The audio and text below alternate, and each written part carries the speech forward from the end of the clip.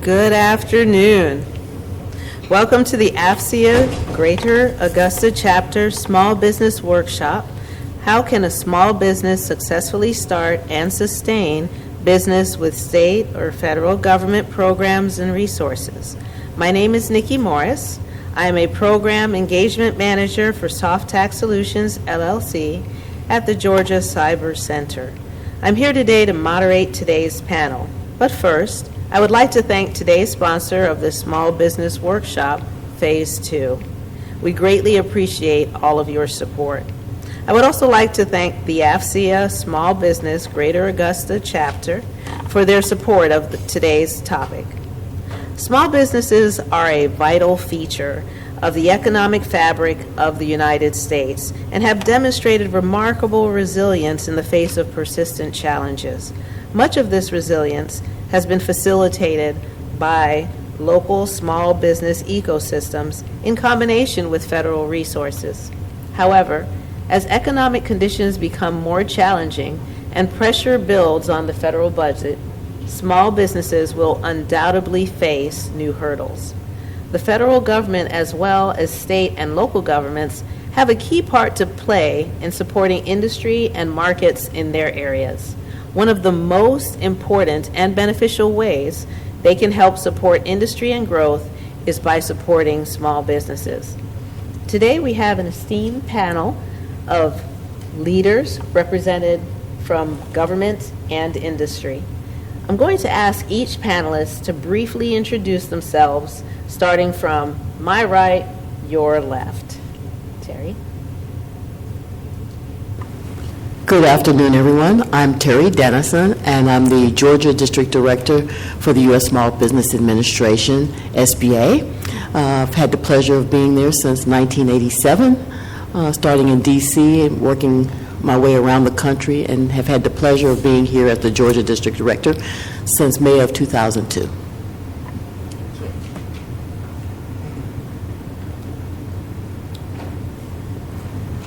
Good afternoon, everyone. I am Julianne Bailey, and I'm the Small Business and Supply Diversity Manager for the State of Georgia government. The State of Georgia government include all the technical colleges, the public colleges, the universities, the Georgia Department. So if you think about the Georgia Department of Correction, the Georgia Department of Natural Resources, like I said, the public colleges, Augusta University, they all fall under our purview.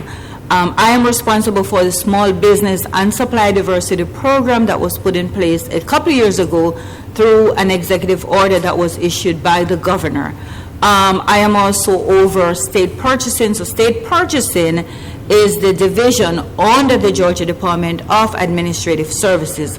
We are responsible for $11 billion of goods and services each year for these state entities, colleges, and universities. I am also responsible for state purchasing communications. We do a lot of communication to both the suppliers and the buyers.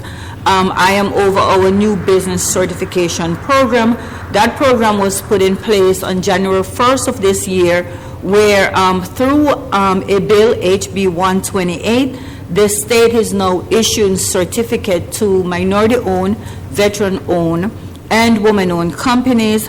And I'm also over our supply training and outreach. We do a lot of outreach all across the state.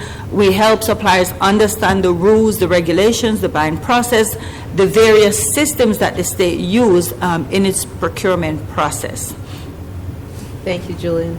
Tiffany? Good afternoon. I'm Tiffany Bailey. I'm the co-founder and CEO of OSC Edge. We specialize in engineering enterprise IT solutions.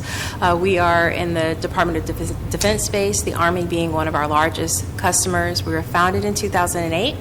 We're based in Atlanta, Georgia, and we have a presence throughout CONUS and OCONUS. We can be found right here in CCOE. We're also at 7 Signal. We have contracts at NCIS, JSP, and the Pentagon. We're also an RCENT that services SWA, and we were recently awarded on a worldwide contract for the Air Force that services all of the COCOMs throughout the world. Thank you. Randall? Hello, I'm Randall Zapata with Zapata Technology. We're headquartered here in Augusta, Georgia. We support mainly U.S. Army, support the Marine Corps, USAC, SOCOM. Those are our main customers. We're doing a lot of data management, software development, integration work. I started being an entrepreneur at an extremely young age, started at 6, if you can believe that. Go child labor, I don't know if anybody else has done that. It's great, love it. I've been supporting the military, joined when I was 17. Got my mom signed me away, it was awesome. So a great time in the military. My company, we've won multiple awards, so we've done Inc. 5000 multiple times, Washington Technology Fast 50, greatest place to work. We got 100%, of our team members said that we're a great place to work. A couple things I believe. Small business, I would say, is being a small business owner is probably one of the hardest things I've done in my entire life. It's not as easy as what people think. Didn't take your life savings and throw it out there and invest into a company and hope it'll print money is extremely challenging and risky, and I love it, but it's not for everybody. I'd also say, in general, being a small business owner, I'd say it's lonely at the top. I don't know, Tiffany, if you agree. It can be challenging, and so I think it's important to have a peer group or a mentor or someone to help, keep you growing. And then I also believe it's important to focus on one important thing in the company and keep that as the top focus within the organization, because there's a lot of different moving pieces. And staying focused, I found, helps keep the strategic growth going. And I believe small business, just in general, just drives overall innovation, so we can create an unfair competitive advantage to our adversaries. And small business is there to do that. And so it's really going to help, small business is going to help enhance, for the next global fight, creating our speed and agility within the military sector. So, and then the last thing, just as a country, I believe our biggest threat is division. I think we need to focus on peace and unity going forward and making sure that's our number one thing. So, thank you. Thank you, Randall. Thank you, panelists. I would like to request that that we hold all questions until the end to ensure each panelist has plenty of time to provide their insight. Thank you. I'm going to start the panel off. I would like Ms. Terry to lead us off with what the SBA offers, their perspective for new or maturing businesses. Okay, thank you. Of course, the U.S. Small Business Administration, we've been around 71 years as a federal government agency, and really our mission is pretty simple, and that's to support the U.S. economy through supporting the creation and growth of small businesses. I think generally we like to think of the core, the bulk of what we offer as the 3 C's and a D.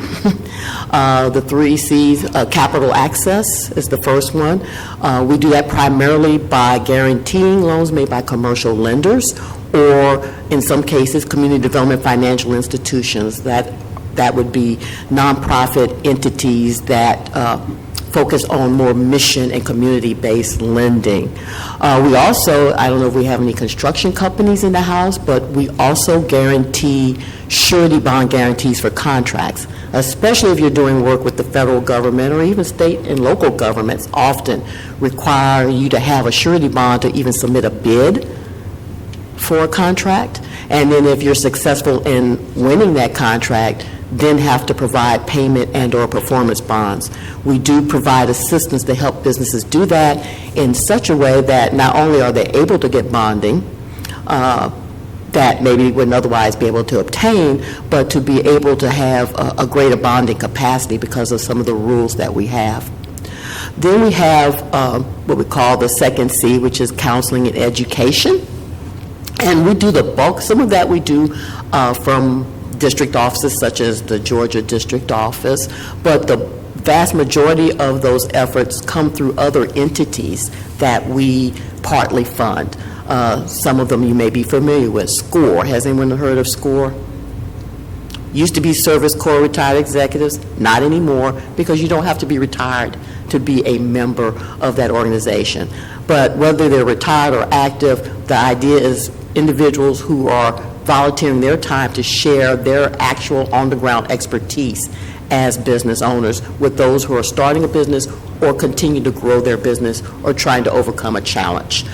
Small business development centers, we partner around the country, and of course we're a federal agency, so regardless of where you are, there's an SBA footprint where you are. But like here, for example, in Georgia, we partner with the University of Georgia. Other states, it would be other university systems. And they also provide like score-free one-on-one counseling for pre-venture, starting up, and existing business. They also provide training, some free or at cost. Same thing with women business centers that we sponsor and veteran business outreach centers. We also have a very robust learning platform at SBA.gov that covers a variety of topics, anywhere from pre-venture all the way to the business has run its course, now I'm exiting. Then we come to the third C, contracting, and that's primarily in the federal procurement arena, even though we do have partnerships such as with Georgia DOAS to kind of extend that to state contracting, but we have programs, certifications around federal contracting, such as the 8A Business Development Program, Women-Owned Small Business, Historically Unutilized Business Zones or HUB Zones, which certification which goes to businesses that are in economically distressed areas. And then most recently, in the last year and a half, we have taken over veteran-owned small business certification and service-disabled veteran-owned small business certification from Department of Veteran Affairs. We also have other resources to help small businesses that are looking to enter the federal contracting market. And then finally, the D, which doesn't come necessarily under the Georgia District Office purview, but we partner with our sister part of the agency, the Office of Disaster Recovery and Resilience, when it comes to disaster assistance. Normally that is usually affiliated with natural disasters, and there's a variety of, that's where we do provide direct loans, for low-interest loans for not only business owners for physical damage. We have economic injury disaster loans for whereas not physical damage, but there's been impairment of that business to cover their expenses because of the disruption caused by the disaster. But there's also a little secret a lot of people don't know that physical damage disaster loans can also extend to homeowners and renters in terms of the contents of their home. And there's a long story as to how we ended up with that, which I'll save for another time. And so that's really us in a nutshell. And of course, you can always learn more about us at sba.gov. Thank you, Terry. Julian? So for the state of Georgia, we have a competitive bidding process, right? So if for whatever we're buying, and the state buy everything, if you think about everything that you need to run your business, run your home, the state buys, right? And so if what we're buying is $25,000 or more, a formal bid has to be put in place. Anyone familiar with our Georgia Procurement Registry? Registry, no? All right, I see a couple hands. So what we are buying, if it is $25,000 or more, it has to be posted to the Georgia Procurement Registry, right? If it is under $25,000, then there's no formal bidding required, which means that the buyer can get quotations, say, from 3 suppliers and make the determination as to who they buy from. We have 2 types of contracts in place. We have what we call statewide contracts. Statewide contracts are mainly used for commonly used items. So if you think about office supplies, right, we do have a statewide contract for office supplies. These statewide contracts are put in place for an initial term with renewable options. So you could have a contract put in place for a year with 4 renewal, which means that that contract could be in place for 5 years, or 2 years with 3 renewals. But they are reviewed and evaluated on an annual basis, and a determination is made as to whether they renew them, they extend them, or they put them back out for rebid. So that's one type of contracts. Then we have what we call agency contracts. So I mentioned that the state is responsible for procurement for all the state entities, colleges, and universities, right? If there is a need at one of the agencies or college level, so say for example, and I'm going to use Georgia, Augusta University because this is where we are. So say for example, Augusta University as a need is something that they realize that this is needed by all the different divisions, the colleges, the school within Augusta University. They will put together what they call an agency contract. So they have the authority to put together an agency contract. Once that contract is in place, whenever any of the divisions or the units within Augusta University need to use that goods or services, they have to buy from the supplier or suppliers that are listed on that contract. The term of the contract is based on what is needed, based on what the university puts in place, right? We do not dictate, the DOAS do not dictate as it relates to the contract, the requirements, how long they put it in place. That's based on the procurement department within Augusta University. I mentioned earlier that we have the new Georgia Business Certification Program that was put in place on January 1st of this year. And it's a streamlined process where we are partnering with organizations such as the SBA, where if you are a woman-owned business and you get certified with SBA, then you automatically can apply for the Georgia Business Certification, which is free of cost, to get certified with the state of Georgia. We require, though, that suppliers register in our Team Georgia Marketplace system. Anyone familiar with Team Georgia Marketplace? No? All right, so it's a system where you have to register in Team Georgia Marketplace. When you register based on the NIGP code, which is your commodity code, you get bid alerts. So we tell you when the bids are posted to the Georgia Procurement Registry so you can respond to these bids. Local governments are also required to use the registry. So if what they're buying is 100,000 or more, they have to post it. There's a ruling where they have to post it to the registry. What that does, it gives everyone who register in Team Georgia Marketplace the ability to get these bid notices, bid alerts, where you can respond to local government bids so you don't have to go to all the website. So in a nutshell, that's pretty much, what we do at the state level. Thank you, Julian. Tiffany? Your mic, please. So I'll just talk about just my experience working as I built my business and working with the SBA, utilizing some of those services. I'll just go ahead and piggyback on something that Randall said at the top of this panel. It is very difficult to start and grow a business. And I think right now we're in a space where you see a lot of things online, and you have folks who tell you, oh, it's just really simple. You just, open up a business and apply for a license, a business license, and you're up and running. And that's very far from the truth. You need a lot of support. You have to find your resources. You have to find your mentors. For OSC Edge, when we started out, my strategy was to build the company based on just simply what we do and our reputation. We took some years pounding the pavement, responding to RFPs, solicitations, taking a lot of losses, building relationships with a lot of large businesses that are within the DIB, the Defense Industrial Base, because that's where we created our foundation. And from there, we offered up our services to them. We said, hey, we can help you provide this service offering to the defense customer. We can come in and help you develop the technical solution. We can be on the ground with you as you write your proposal. So we provided value to our large business partners first. We made sure that we were able to prove that we can actually do the work.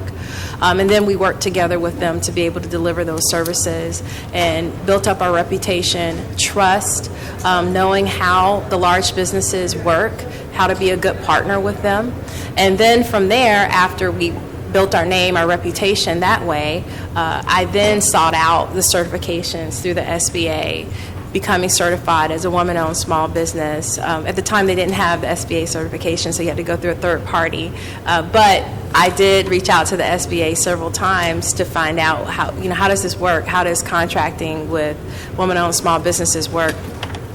I also did a lot of advocacy work in the very early years. I went to the Hill to advocate for women-owned small businesses. This was back in 2012. And so now we see almost 12 years later how woman-owned small business certification has really blossomed and is being utilized more readily by the federal government. And then I went in and pursued my certification for 8A certification. I like to tell people that the 8A certification, it is a business development program. I know in our industry we think of business development as, hey, I'm going to get a contract. I kind of think of it a little bit differently now, having graduated from the program, that it is actually truly business development. You can find out how do you need to structure your business. The 8A program requires a lot of compliance. And one of the things that I share with other small businesses is that as you are fulfilling those compliance requirements for the 8A program, it actually helps you ensure that the structure, the infrastructure of your business is sound. Because every single year, the SBA is going to require that you're going to have to take a really hard look at your finances.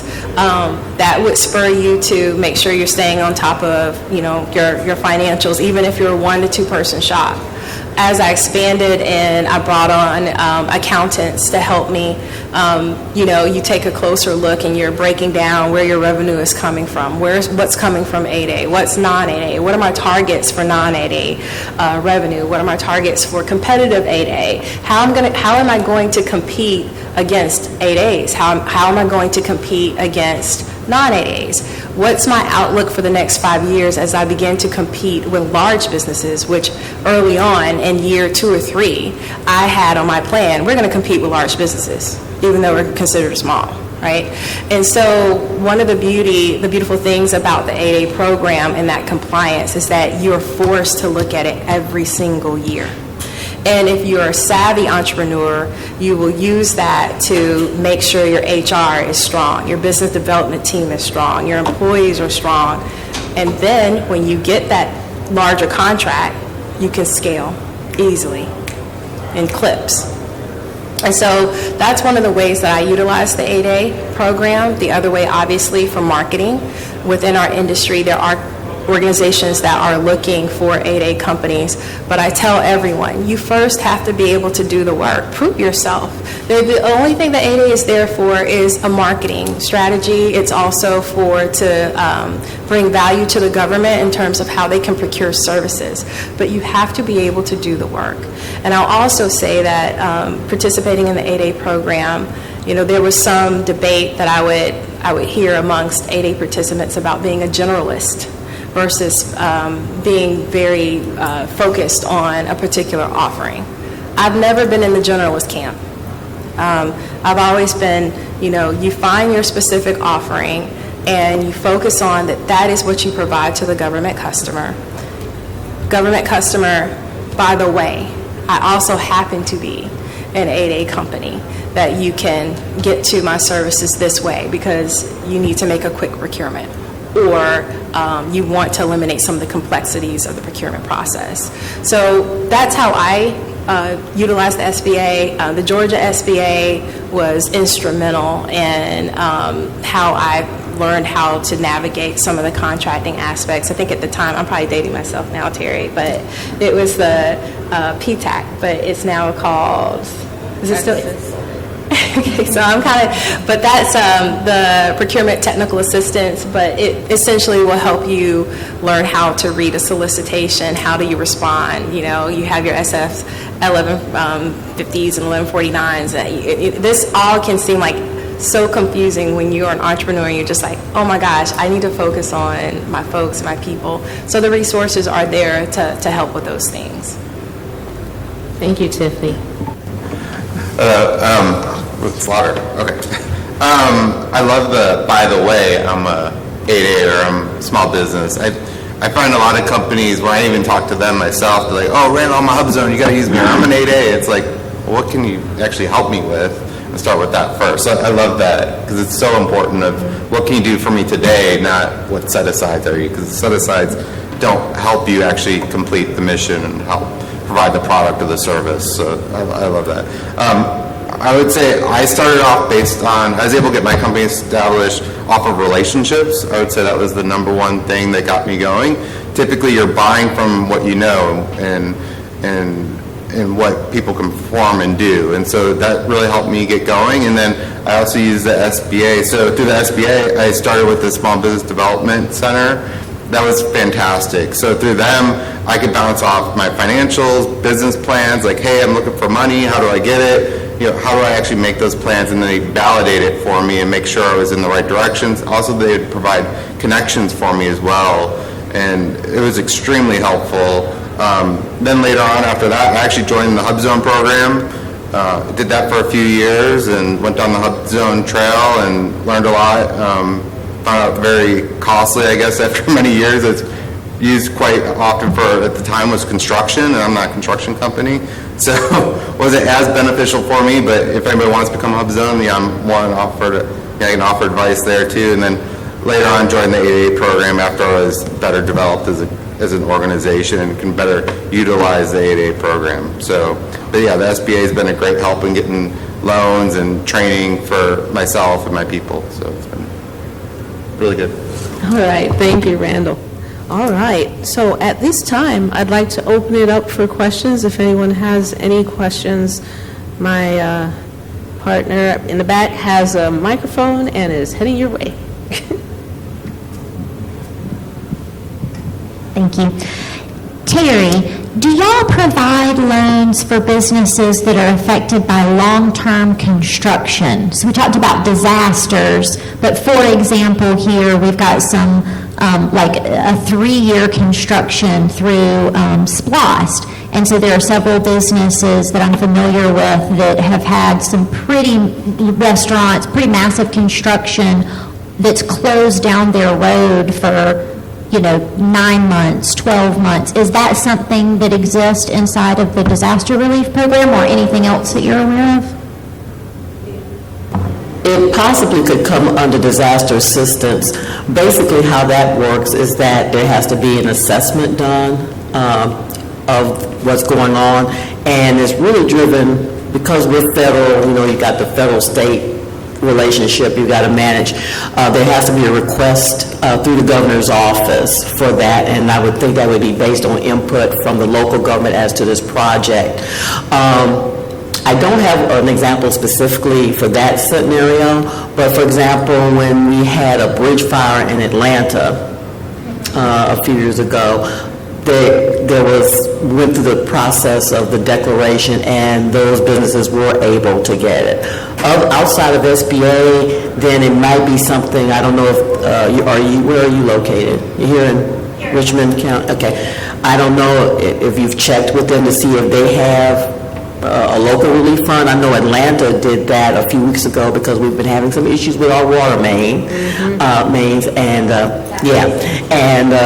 the city did, through its development authority, create a specific fund to address that. And we actually have a declaration, federal declaration, to help Fulton County businesses that were affected by that as well. Thank you, Joy.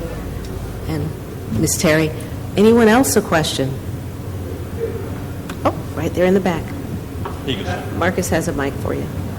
Good afternoon. If your experience is in the federal space, is it a new world to jump into state government, or is it just a natural, simple step?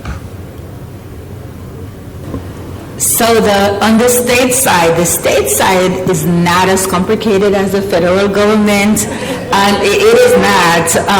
Of course, it's a competitive bidding process, right? But if you're able to be successful in the federal side, I would say go for it on the state side. For the state, so we normally encourage, especially those who are not doing business with neither the federal or the state, to say, start at your local level, the county level, right? And so county, then state, then federal. But if you are at the federal level, you are ahead of the curve. You literally are able to do business on the state level. Was there a question in the back there? Thank you. Good afternoon. A quick question. If I partner with a former ADA company and come in as a small business, am I allowed to partner with that previous ADA company to create a new organization? You're talking about the 8A Business Development Program? Okay, so there was somebody who was in the program, has graduated. Now you're looking, are you 8A as well, or just regular small business? So you want to know if you can actually partner with them on just a general small business contract or other kind? Basically, yes. Yeah, because the fact that they were participant in the federal 8A Business Development Program is not going to have impact on other contracts outside. In fact, that's what we want them to do, is leverage their time in the program, and then once they're out, be prepared to deal with, more general marketplace opportunities. So, great way for you two to get experience and be like almost an informal mentor-protege relationship. There's a question in the front. Okay, I was going to, is it okay if I make? sorry. I was just going to make a comment about your question. So early on, when I was trying to learn everything I could about the government contracting world, the way that partnership was described to me, which is really interesting, was thinking about it in terms of the 8A program and like generationally, right? So think of a generation in the 8A world is 9 years, and so once that 9 years is up, you want to pass that information and what that as an 8A company, what you've learned and how you've grown, you want to pass it on to someone. And so it's a win-win for both organizations. Some of our most successful contracts were with companies that have been 8A firms. And they heard that, oh, this company, OSC Edge, does really good work. They're new in the 8A, but we did have to work for it. For one, we wrote the entire proposal for them, but we partnered, and it's been a long-standing partnership. So I have long-standing partnerships with companies that were former 8A, and you can learn a lot from them, but it also passes that knowledge. It helps with getting over some of that learning curve of understanding federal government and how it works. So I'm always an advocate for that, but it makes for a very good partnership if you have something strong to offer your graduated 8A partner. Thank you, Tiffany. Hi, my name is Molly Pearson, and I have a question for Ms. Bailey. Can you tell me your biggest challenge in starting your small business and how you overcame it? That is a good, so you can see my mind is like, which challenge? I would say that as an entrepreneur, so there's different, I'll just answer this. As an entrepreneur, the first is how incredibly difficult it is to juggle everything, right? You need to hire people. You need to make sure you're providing strong services to your customer. You want to make sure that you're maintaining the quality, you're building a company culture all at the same time so that you can attract strong talent.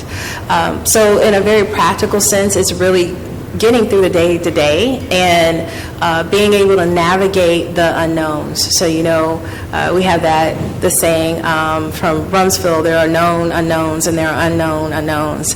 And nothing will make that more true than obviously a military audience, but also an entrepreneur audience. You just don't know what you don't know, right? And it's a different thing for every single person. And so the best advice that I give people is, number one, always you're learning, whether you're constantly reading, attending events, reaching out to your resource group, joining organizations with other entrepreneurs. Step outside of your comfort zone and network with people that you generally wouldn't think that you would network with. I always say, we provide these very complex IT services for the Department of Defense. I could talk about this, and if someone who's not in our world here in this room, they're like, what is she talking about? But if it were a guy who's running a company picking up trash, out in Columbia County, right? I want to network with him because there's something about his business of just not just picking up trash, but picking up trash that I could probably learn that would be one of the most invaluable pieces of advice that I could utilize in my company. So that's how I overcame those obstacles and large obstacles that I met. And then on a very practical, the other part is funding, which is a conversation that I think we need to be having more at a national level of helping small businesses get funding, get access to funding quickly. It takes entirely too long to get funding for small businesses, and I've met business owners with amazingly innovative ideas, and they can't do anything with them because they cannot get access to funding.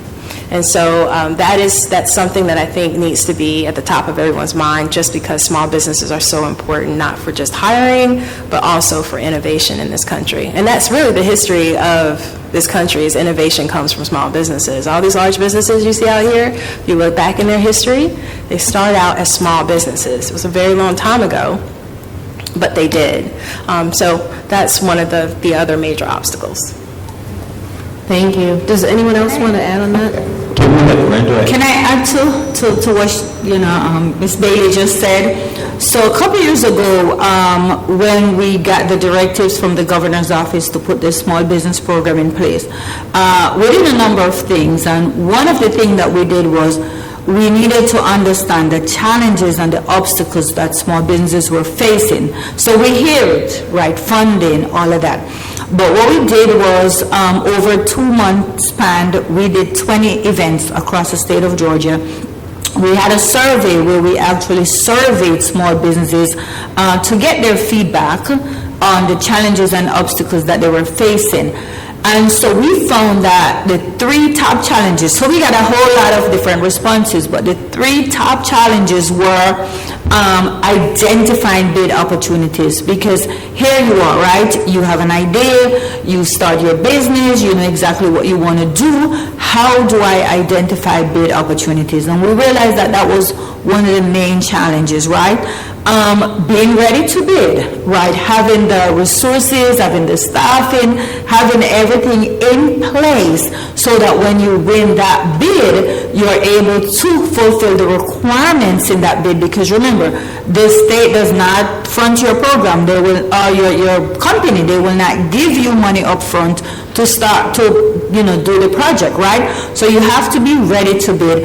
And then the third challenge that we realized was the requirements.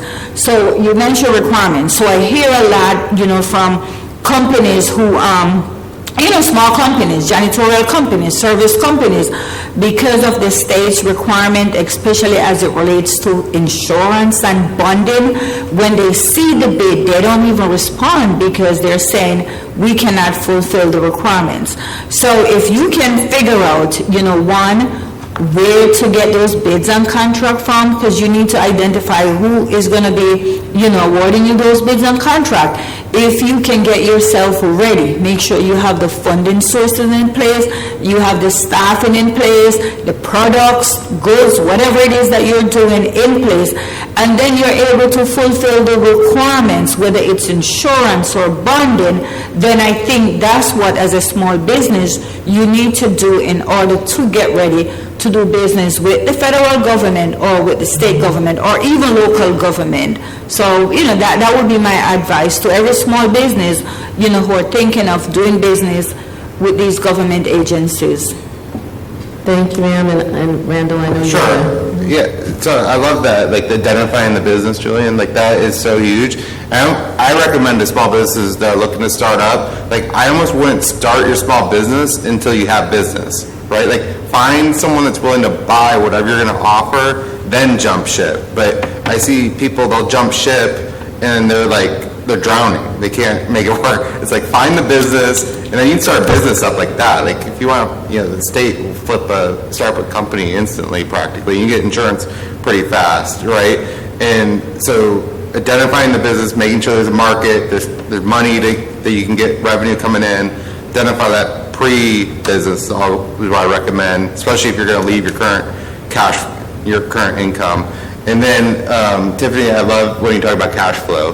Like, doing cash flow analysis, like, when I started my company, I did cash flow analysis working with the SBDC, and we determined I needed between $50,000 and $60,000 for every single employee I hired. So I found I found someone who said, hey, Randall, I'll give you 10 to 20 people, but I didn't have $500,000 to $1 million to even support that business. I just didn't have the cash. I was 23 when I started this company. I had a few $100,000, that was it. So doing the cash flow analysis, make sure you're not going to run out of money is extremely important. Thank you. Are there other questions? Oh, right here in the front. Speaking of money, and Tiffany, I noticed that on your webpage, you're CMMI level 3. And thank you. You're CMMI level 3. And I know that some of the contracts, like NASA SOUP 6 contract, requires you to be ISO 9000 accredited and CMMI. And the auditors range, the auditors that come in, I live in Tampa, Florida, and the auditors that come in, it ranges between $25,000 and $50,000 just for them to do an audit, right? And so what I noticed even on NASA SOUP, there's an enclosure document that says only these providers you can utilize as primary. Does the federal government provide an approved auditors that don't gouge people? Because that's a pretty big swing, $25,000 to $50,000 for an audit, and that's just level 1. Level 2's more, and level 3's more. So you're talking about cash flow analysis and all that, and obviously we have to make priorities to spend money that's based on the business objective. So I wonder if you could help me understand, is there any way that could be subsidized, that money, because it is a requirement that the government's putting out, but the auditors, I feel, are taking advantage of it in a bad way. Thank you.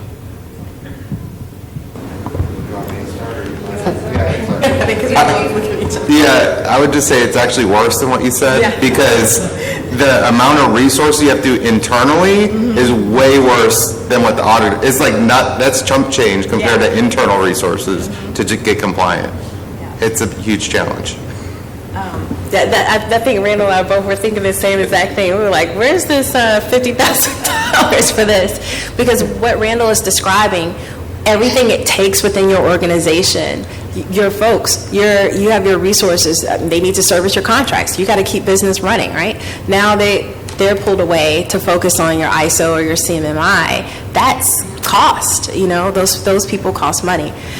There is a huge discussion about these types of finding a balance that benefits the government when they have these requirements. Obviously, we need things in place to make sure you don't have, somebody just tossing things around and banging on pots and pans and, offering services to the government with no rhyme or reason. We definitely need something.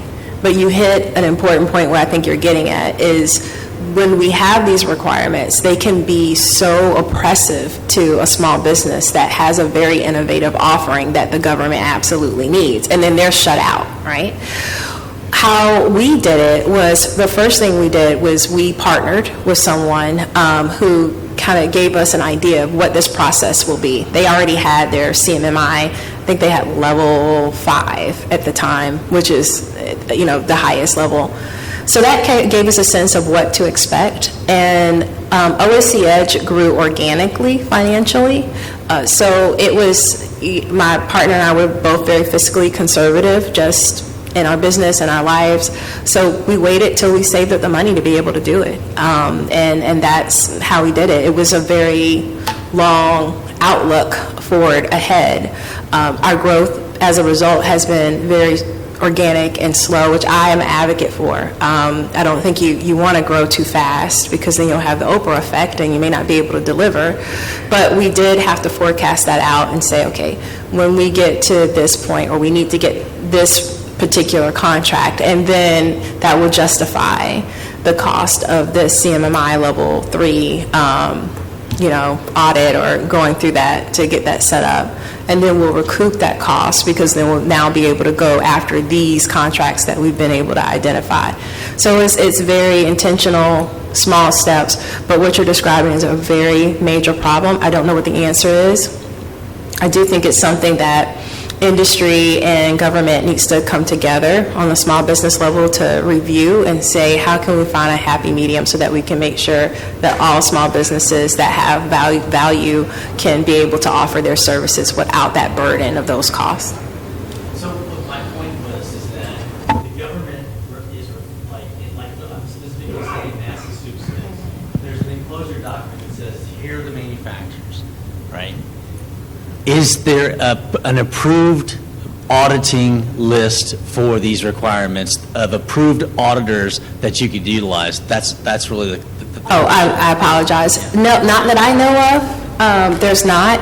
How we found ours was, again, it was through our partner. We vetted. You want to vet them like anyone else. And you do have some out there that are just throwing shingles up, and they're preying on small businesses, and they know that they can't provide them the support that they need in order to meet these the certifications to go through that audit and be able to be successful.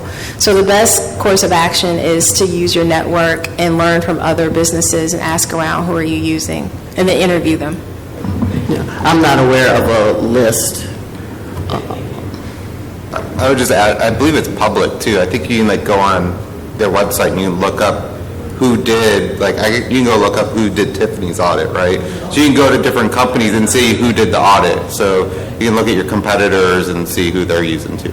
And I'd be happy to share that information with you. I might have to dig it up because it's been a few years, but I'd be happy if that's a resource that you're looking for. Great. This gentleman struck a chord with me as well. We're CMI level 3 for services, and it costs a small fortune to get there. So kind of to follow up to your point, the new CMI, the new ISO is CMMC. So for Randall and Tiffany, are you all planning on how are you going to be able to afford being CMMC as a small business? I'll take that. So the first time I heard about CMMC was in 2013. I happened to be at an industry day. And this kind of goes back to something I said earlier about you're constantly taking in data, constantly. Something you may hear may not become relevant for another 7 or 8 years in our industry, right? You're always thinking ahead. So I was at an industry day. I can't even remember what it was. I think it was like something we didn't even go after, like a cloud IDIQ or something. And in this industry day, they mentioned that there would be this new requirement.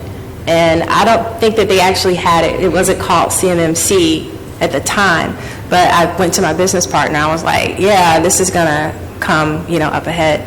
And so we started we had it on our radar very early. And we have an amazing director of cybersecurity who's here in the room. So we're going to call him out. And he's been instrumental in making sure that we're prepared. But again, small steps, gradual. That way, it's like anything else in your life. If you're, you want to do something to your house is going to need something in a few years, or your car is going to need something, you have to plan for it. But you also, again, it goes back, you got to know that you have to plan for it.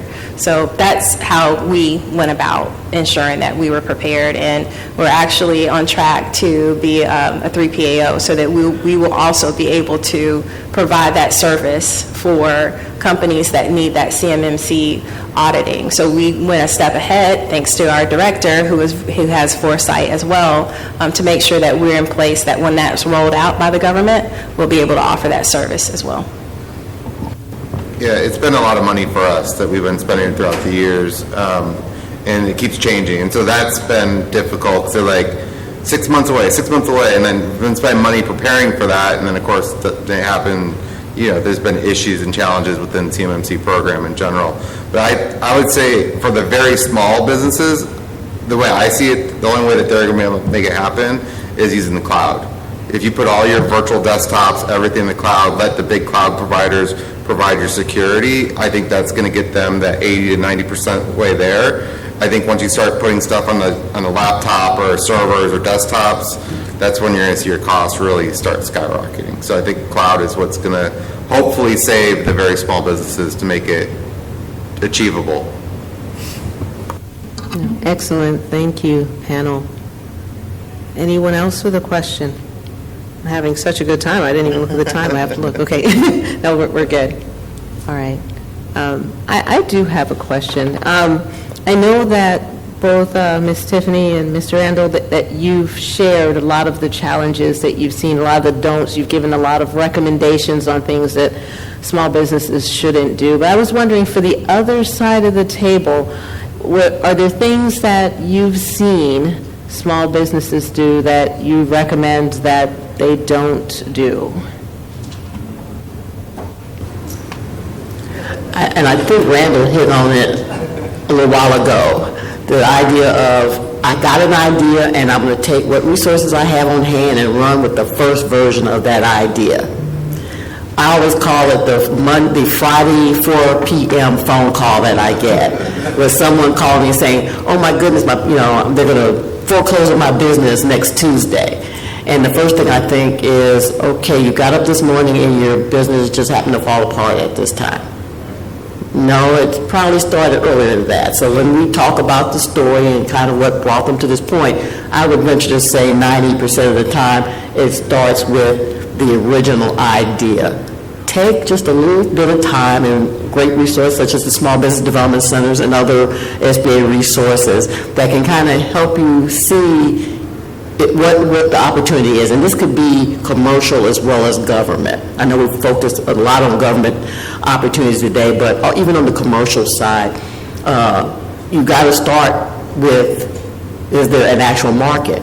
A lot of times people will say, oh, there's nobody here, so I've got it all to myself. Well, you have all what to yourself? Maybe the issue is not that no one has discovered there's untapped demand. It could be that there's no demand to tap. So taking a little bit of time to ask those questions can make a big difference and save you a lot of time, trouble, and resources by just doing that. Thank you. And for the state side, so the mistake I see a lot of small business do, right? Again, we have a competitive bidding process, right? So they'll respond to these bids, but they fail to fulfill the requirements in those mandatory documents, right? So when you're looking at those proposals, what I need you to do is to make sure that you can, based on what is required, you can fulfill those requirements, right? If there's a mandatory question that said X, Y, Z, you must answer yes. You have to answer yes. If you cannot answer yes, do not waste your time. Do not waste your time responding to these bids if you cannot fulfill the requirements, right? Because that itself will just eliminate you right there from the process. So it doesn't matter the experience you have. It doesn't matter how well you can do the project. And you have a lot of small businesses who I hear all the time, I do not understand how we're not able to fulfill the state requirement, in terms of winning an award. It's those mandatory requirements. So make sure that you pay attention to those mandatory requirements.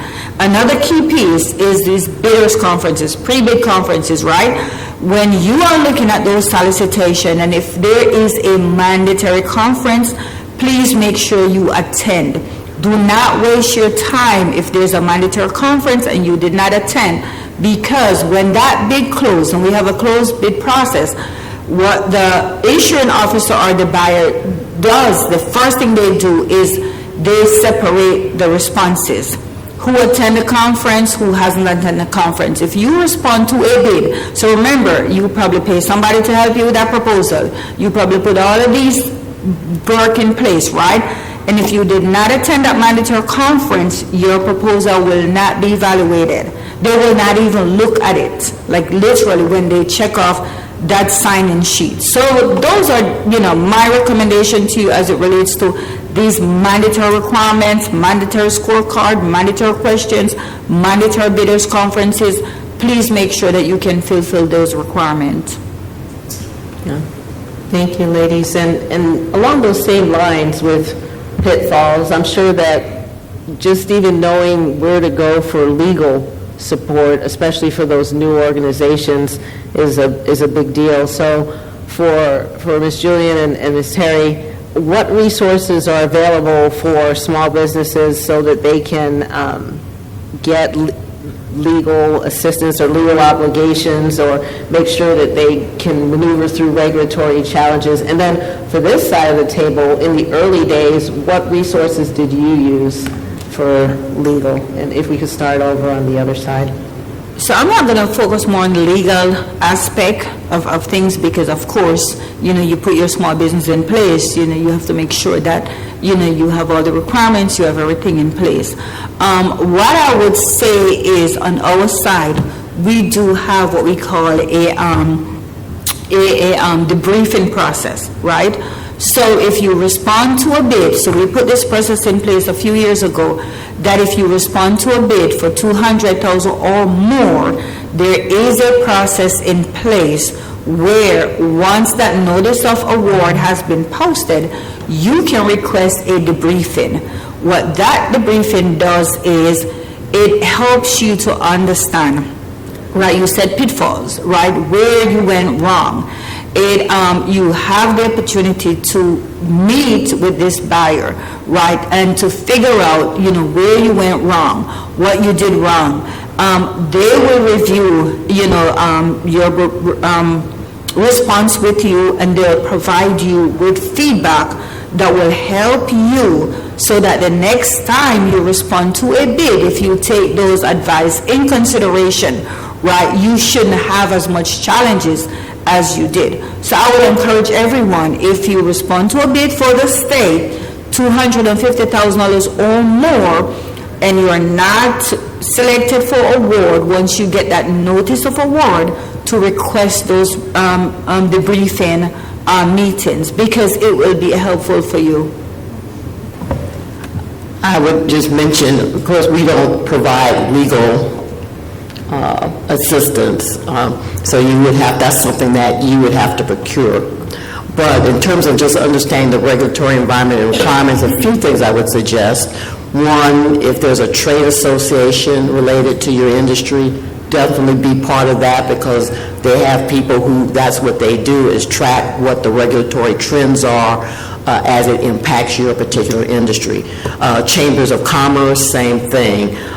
They usually have someone who's the government affairs person that they really relish in researching regulations and can probably break that down for you and let you know if there's new requirements or something that you need to be aware of. A couple things I will just throw out as far as SBA, and this is more at a high level. If there's particular issues around regulations as it impacts you as a small business, the SBA's Office of Advocacy does have a process for submitting that feedback to us, and they do look at trends. If, okay, we keep getting this as an issue, this is something we need to study further and come up with recommendations. So they will do that. If there's an issue with regulatory enforcement, not the existence of the regulation itself, but how it is enforced against you as a small business, if you feel it's excessive, or, okay, I forgot to dot an I and you're going to fine me $500,000. I mean, the penalty far outweighs the infraction or supposed infraction. There is a process through the National Ombudsman for Regulatory Fairness that is housed at SBA, that you can go on the website, actually submit a form with the complaint, and then they will work with that agency and try to come to a resolution for you on that. They also grade federal agencies too in terms of how they enforce regulations against small businesses. So just a couple of things that may not be an immediate resolution, but there is a process or an avenue that you can go to try to raise those issues at a higher level. Go ahead. And something just came to mind. So while I talk about the debriefing process, we do have a protest process, right? So you have 15 days to request that debriefing. After the notice of award has been made, you have 10 days to protest. So say, for example, you feel that you were unfairly, for whatever reason, you feel like you should have been awarded the contract, you weren't awarded the contract, you can file a protest. When you file a protest, it has to go through the legality, right? The protest is usually handled by our Commissioner of Legal Affairs, and it goes through the process where they have to respond to your protest, of course, and then see, who is wrong, who's in the wrong. Sometimes what the protest might lead to is, pretty much canceling that bid and putting the bid out again, but you do have, an opportunity to not just get a debriefing, but to protest a bid if you feel that you were unjustified in the decision. Okay, thank you. Do you want, okay. So I know we mentioned legal. I think it's more like a proposal question, but I can cover the legal part first. So I always recommend, I think, and this is hopefully none of my old CPAs or lawyers are in the room, but I think a lot of CPAs and lawyers, they fake it till they make it, right? And so, I don't know if any other people, I don't know, Tiffany, if you've seen it, but we had our initial legal counsel when we started, they're basically like Googling stuff. So it's basically paying a lawyer to Google and figure things out, and they didn't really understand my space. So lawyers aren't expensive is what people think. Like even if you're paying a really high-end lawyer, let's say for argument's sake, $1,000 an hour, well, if they're really good, they can do their job most of the time in 15 minutes. So you're really, in the grand scheme of things for the business costs and the revenue, hopefully that you're coming in, 15 minutes for a $1,000 an hour attorney isn't that bad, and you can trust what they're saying, versus paying a $300 an hour attorney or $400 hour attorney, charge you for a whole hour, and they're just Googling it and trying to figure it out on your behalf. Same thing as CPAs. Like get specialized legal, specialized CPA for your industry, pay them, and if you compare the actual costs, they're pretty much similar. So as far as the proposals go, I look at it as just a game. You need to learn the game, understand how the game works, talk to other people, figure out how the game is, and that's how you win proposals. And partner. So partnering with other companies that know the game, know how it works, learn from them, and then you can go that way. So I don't know if you have more to add. No, I think that was really good. I would also say that I have encountered businesses, entrepreneurs who do not have attorneys at all. So just recently, I'm in a group, an organization for business people, and we have a WhatsApp. And this new entrepreneur, she posts, she says, "Hey, I'm having this legal problem. It was pretty serious. And just wondering, has anyone had any experience with this?" And some people gave her some advice. And then she followed up. She says, "Never mind, guys. I just popped it into ChatGPT and it gave me some legal language, so I'm just going to go with that." And I'm like, oh my God, like that's insane, right? Don't do that. Like just go get an attorney. Like you can find someone to fit where you are in your business growth journey. I totally agree with Randall. You need to check to make sure that they have the expertise in your industry, but there are people that generally you can find for the matters that you're dealing with. You can find someone who can fit you, and they'll fit what your budget can be. But I've met a lot of businesses that that you would be surprised that they don't have any kind of legal counsel. And then the one advice that I give everyone about the legal aspect of doing business in our space is make sure that you're reviewing your teaming agreements. Make sure you understand teaming agreements. Make sure you're keeping up with the latest regulations around, or case law around teaming agreements, how they're enforced, how they're thrown out. You want to know that to make sure that you and your partner are working together well. I'm a believer in contracts and agreements. I think that they make you stronger as partners because it's set out clearly how are we going to work together. So that's the main thing I would give advice in our industries, understand the teaming arrangements and agreements. Okay. So one thing to add in teaming agreements, the biggest trick that people use is up to. If you see up to starts at 0. So just know if you have a work share of up to 50%, that means 0. So watch, that's like the key word, up to. While I'm writing that one down, I think we have time for one more really good question, if anyone has one. If not, I'll take a step. So this question is for Tiffany and Randall. What would you identify as your top 3 for the reasons for your success? Top 3. You want me to go?